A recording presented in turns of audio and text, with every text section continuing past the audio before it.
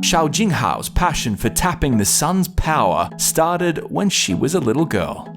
I saw some dry noodles, and then what I did is I put the dry noodles into the water and then put it under the sunlight. I know the temperature might be okay to cook the noodles. I tasted, I said, it's not that good.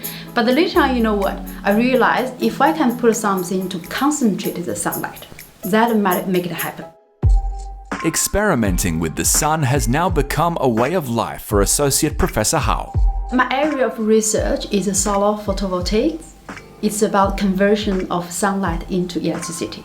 But her team at UNSW Sydney has moved beyond traditional silicon solar panels. Instead, they're focused on thin and flexible kesterite cells. So flexible, they're perfect for applications not suited to silicon, such as coatings on buildings or integrating into the bodywork of solar cars. The cells themselves consist of multiple layers. Each layer serves a different function, but together have proved effective in minimizing cell defects while enhancing the collection of electrons.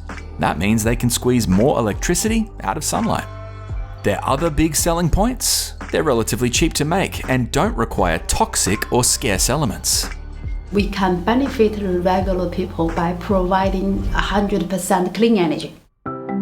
That mission to benefit regular people has seen Associate Professor Hao set 5 world records for kesterite solar cell efficiency. As a mother of 2 children, I want our kids to grow up in a world there is energy is produced without pollution. As a scientist, what we can do is use our scientific advancements to make our solar panel more efficient. We get more electricity. We believe this definitely will going to speed up the transition to 100% clean energy.